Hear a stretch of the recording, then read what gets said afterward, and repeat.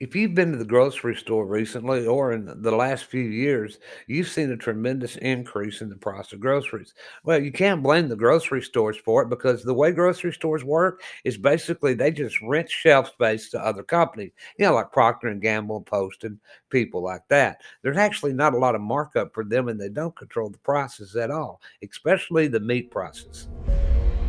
So, who does control the meat prices? Well, for the answer to that, let's go to a very wise businesswoman. Sell the heifers and the steers. What is that worth? If I can get them to weigh 750, worth about $1,100. Okay, so that's $1.50 a pound at. Well, Beth Dutton isn't real, but what she's saying absolutely is. That is the average price. Well, normally it's around $1.46 a pound. So it's not the ranchers that are causing the price increase. So who is it? Now, the biggest meat processor in the United States is a Brazilian corporation. 10,000 acres of rainforest cleared every day for what? To raise cattle. Now, I don't believe everything I see on TV, but I do know that she is absolutely right. 10,000 acres every day of our rainforest is being destroyed. The rainforest produces 20% of the Earth's oxygen and stores the majority of its carbon dioxide. So, who is this Brazilian corporation? Let's ask. I found another response. According to Food and Power, some 74% of beef slaughter is controlled by four companies: Tyson, JBS, Cargill, and National Beef. So, Tyson Foods is based out of Arkansas. Go America. Cargill is out of Colorado. But National Beef and JBS, the two largest ones, are Brazilian. The future of the beef industry in the United States is no future. Mm-hmm. In 20 years, Brazil will be to American beef what China is to American manufacturing. There will be no more cattle in America. Now, just hold on there, naked TV lady. You see, modern agriculture was developed by the people of the United States. Great institutions like Texas Tech University or Texas A&M are the ones that designed the techniques and the science that we use today. So let's not fold the flag too quick here. Is this the number to order beef? Yes, ma'am, but you can do it online. Can I be nosy? Sure.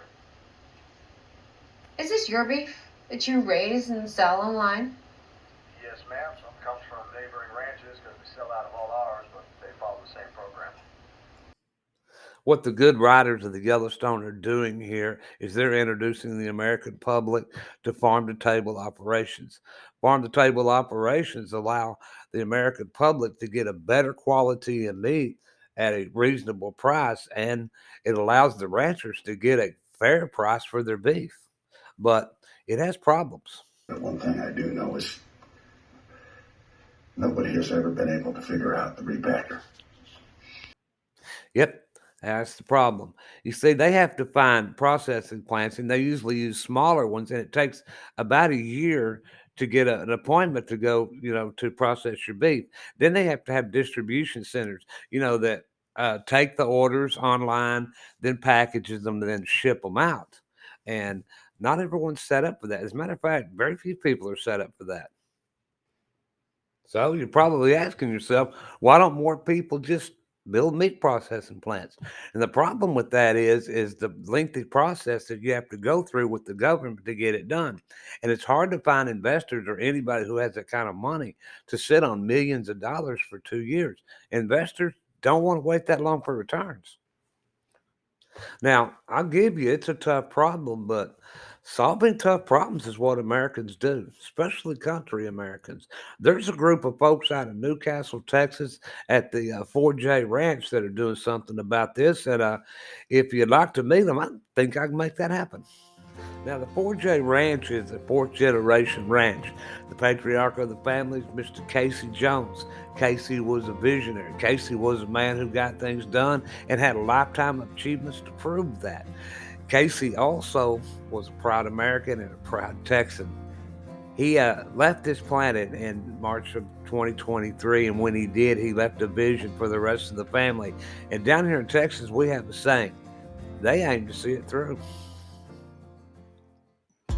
Well, if you can spare a little bit of your time, why don't you jump in here and go with us? Grab your boots and your hat, and we'll go out and meet some of the people out at the 4J Ranch and share Casey's vision and what the rest of the family's doing to carry it out.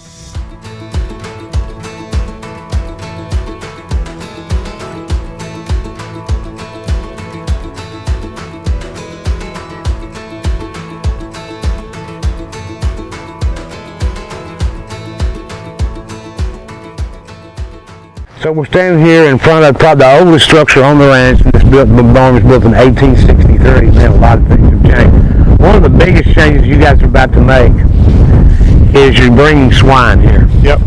And of course, swine has to be done in an eco-style barn. And where are we putting that at? Is that going? Jason, right out that way, about 250 yards on top of that hill. Okay. It'd be a fully automated barn, all the way down to your cleaning, to your feeding, to birth control, all of that. Okay, farrins and everything. So we're going to raise pigs too. We're going to raise, so they're all going to be Yes. home stock like a lot of the Just cattle. like we are here, everything about it from start to finish. Genetics is going to be a lot of it, because this is where I want a college, because I want. Wait a minute, what occurred did you say? This is where I want a college, because I want. He said he wants a college. By that, what he means is he's trying to find a university or a college that would partner up with him, send students out, bring out their innovation, bring out their technology, and see a one-of-a-kind operation, an operation they're not going to get to see in a classroom, because this is the real world. This is the real struggle. Seems like a great idea to me for a college to partner up with them. We started this a week ago.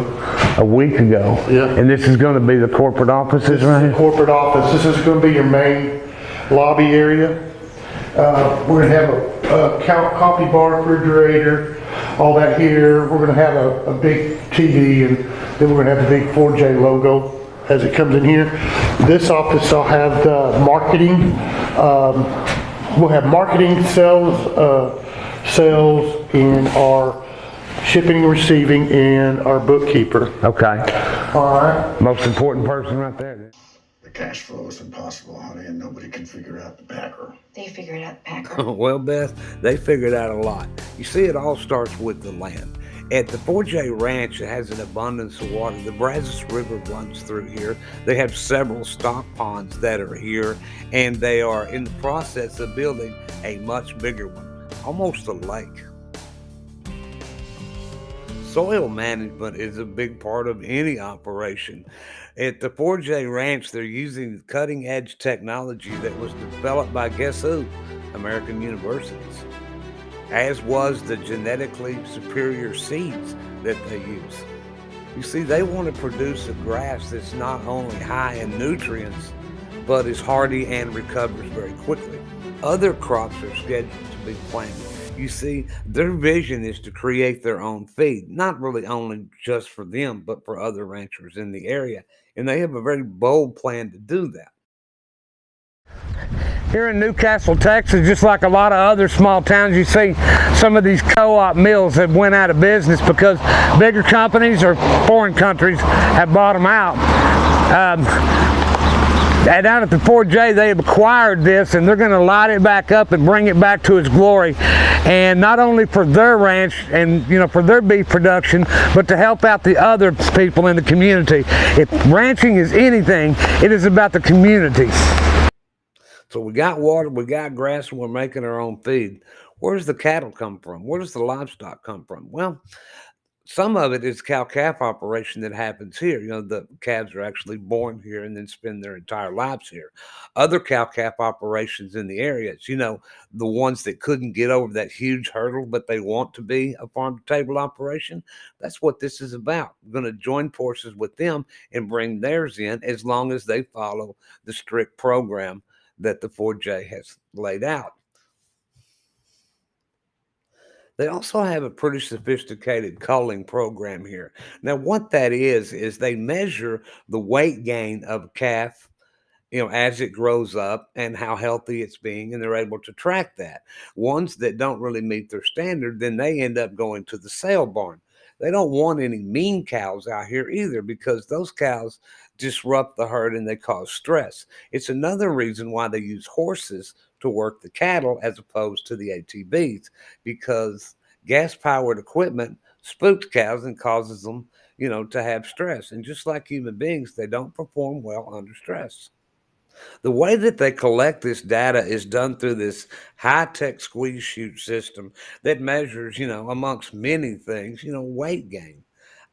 They take that information and they can see if a calf is growing to their standards on what particular feed.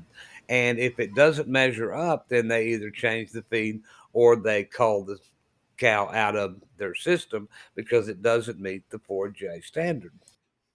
It's also important to measure the temperament of a cow and the way that they go through the system. Again, that's why they use horses. And here on the 4J, some of the finest horses you'll find because they have backgrounds in ranches like the 4 6s, the Wagner, and the King Ranch. Pretty Texas stuff. And beef, maybe what's for dinner, but it's not the only thing on the 4J. Curtis told us about the pork that's being raised here. What he didn't mention was that they have goats and rabbits. Yeah, he's a good looking rabbit. She's a good looking rabbit. You don't want to play with me, do you? I knew Casey Jones and I had a lot of respect for him. And I'm not surprised that he laid out this vision and then gave them a direction and he financed it. So they had the resources to carry out what he wanted them to do. I mean, we've talked about a lot of things, but listen to this one. All of that because our future plans is we're going to, on the Weaver place, we're going to end up with a 200 by 600 rodeo arena. Okay. 4 colleges for play days and everybody for around Young County because they don't really have that much besides an indoor arena and a lot of your young cowboys don't like that. They like that open environment. Yeah. A competition arena for schools to use. That's cool. Casey put all of this together and he gave them, the best equipment he possibly could. But at no point in all of this presentation have we answered the question that John Dutton had. How do you figure out the Packers? Well, here we go. You see, you don't figure out the Packers. You don't go into their wheelhouse and work under their rules and try to figure it out. What you do is you become the Packer. The 4J Ranch did it under the premise of farm-to-table operations. It's a specific section set up by the USDA. They began this process by hiring a USDA consultant that helped guide them through the farm-to-table operation guidelines under the USDA Act. And by doing that, they not only assured that they wouldn't go out there and make mistakes during construction, that they would build a state-of-the-art facility that would that would be able to supply their needs now and even grow. But the best thing about that was that they were able to take that 2-year window that we talked about and now move it down to 6 months. They'll be operational in 6 months after they hire after they've hired the USDA consultant. So now we have a true farm-to-table operation. Most of them are born here, they're raised here, they're harvested here, and then shipped to the end consumer. All of that sounds pretty cool, but it isn't Casey Jones cool. You see, Casey even envisioned something more, as you could tell, with trying to involve the colleges in helping them and them helping him. But more than that, more than all of this just being to preserve the legacy of the 4J Ranch for generations to come, he did the same thing for other operations that want to be farm-to-table operations, you see, because now they're going to be allowed to use this facility that Casey Jones envisioned and then the Jones family built, to create their own legacies, to be able to save their operations as well. This huge investment that the Jones family has made not only benefits them, other ranchers, agriculture in general, as well as colleges, but the consumer. Now we get to choose where we want to buy our meat. We don't have to eat what Brazil's shoving down our throat. Now we have a choice. I'm going to exercise my choice by asking God to help them. And if God doesn't mind, I'd like to get in there and help a little bit myself too, by going out there and telling this incredible story through video form and also calling up farm-to-table operations and buying from them. I got a feeling it's going to make my ribeye taste a little bit better.